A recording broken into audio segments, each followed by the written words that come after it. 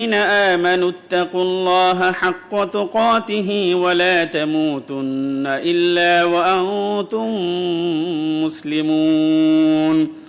يا أيها الناس اتقوا ربكم الذي خلقكم من نفس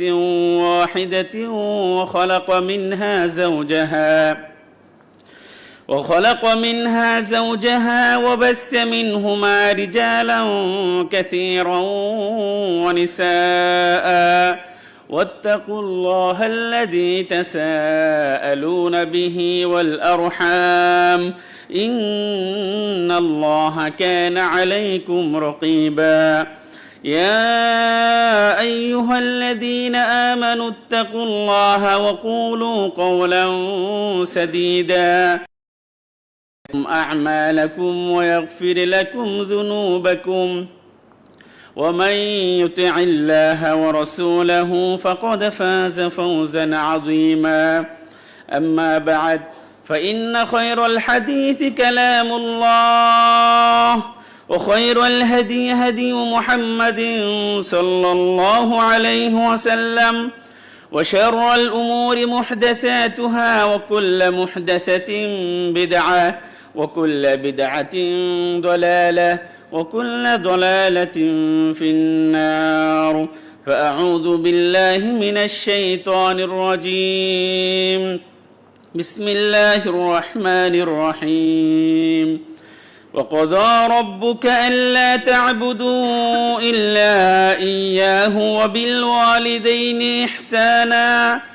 إما يبلغن عندك الكبر أحدهما أو كلاهما فلا تقل لهما أف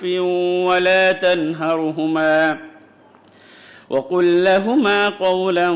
كريما واخفض لهما جناح الذل من الرحمة وقل رب ارحمهما كما ربياني صغيرا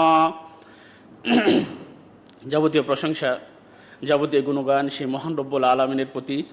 যে রব্বুল আলামিন আমাদেরকে আশরাফুল মাখলুকাত হিসেবে সৃষ্টি করেছেন।